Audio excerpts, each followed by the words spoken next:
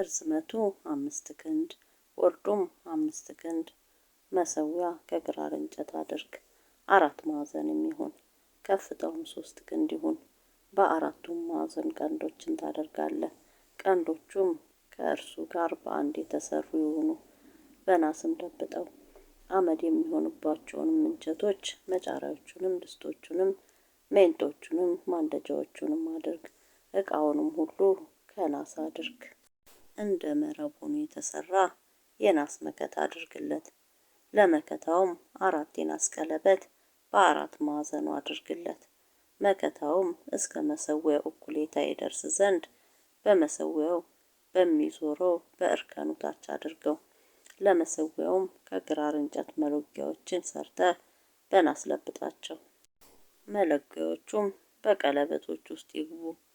መሰዊያውንም ስትሸከሙ መሎጊያዎቹ በሁለቱ ወገኖች ይሁኑ። ከሳንቆች ሰርተህ ባዶ አድርገው። በተራራው እንዳሳየሁ ምሳሌ እንዲሁ ያድርጉት። የማደሪያውንም አደባባይ ስራ። በደቡብ ወገን የጥሩ በፍታ መጋረጆች ይሁኑለት። የአንዱም ወገን ርዝመት 100 ክንድ ይሁን።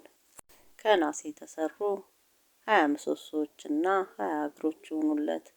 የምሰሶዎቹም ኩላቦችና ዘንጎች የብር ይሁኑ። እንዲሁም በሰሜን ወገን 100 ክንድ ርዝመት ያላቸው መጋረጆች ከናስ የተሰሩ 20 ምሰሶዎች 20 እግሮች ይሁኑ። ለምሰሶዎችም የብር ኩላቦችና ዘንጎች ይሁኑ። በምዕራብም ወገን ለአደባባዩ ስፋት 50 ክንድ ርዝመት ያላቸው መጋረጆች 10 ምሰሶዎች 10 እግሮች ይሁኑለት። በምስራቅም ወገን የአደባባዩ ስፋት 50 ክንድ ይሁን። በአንድ ወገን የመጋረጆች ርዝመት 15 ክንድ ይሁን። ምሰሶዎቹም 3 እግሮቹም 3 ይሁኑ። በሌላውም ወገን የመጋረጆች ርዝመት 15 ክንድ ይሆናል። ምሰሶዎቹም 3 እግሮቹም 3 ይሁኑ። ለአደባባዩም ደጅ ከሰማያዊ ከሐምራዊም ከቀይም ግምጃ ከጥሩ በፍታም በጥልፍ አሰራር የተሰራ 20 ክንድ መጋረጃ ይሆናል።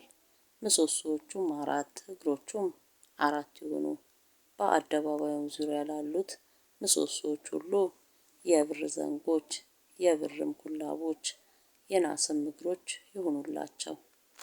የአደባባዩ ርዝመት 100 ክንድ ስፋቱም 50 ክንድ ይሁን። የመጋረጃውም ከፍታ 5 ክንድ ይሁን። መጋረጃውም ከጥሩ በፍታ እግሮቹም ከናስ የተሰሩ ይሁኑ። ለማገልገል ሁሉ የማደሪያው ዕቃ ሁሉ ካስማዎቹም ሁሉ የአደባባዩም ካስማዎች ሁሉ የናስ ይሁኑ። አንተም መብራቱን ሁሉ ጊዜ ያበሩት ዘንድ ለመብራት ተወቅጦ የተጠለለ ጥሩ የወይራ ዘይት እንዲያመጡልህ የእስራኤልን ልጆች እዘዛቸው። በመገናኛው ድንኳን ውስጥ በምስክሩ ታቦት ፊት ባለው መጋረጃ ውጪ አሮንና ልጆቹ ከማታ እስከ ማለዳ ድረስ በእግዚአብሔር ፊት እንዲበራ ያሰናዱት። በእስራኤል ልጆች ዘንድ ለልጅ ልጃቸው የዘላለም ሥርዓት ይሁን።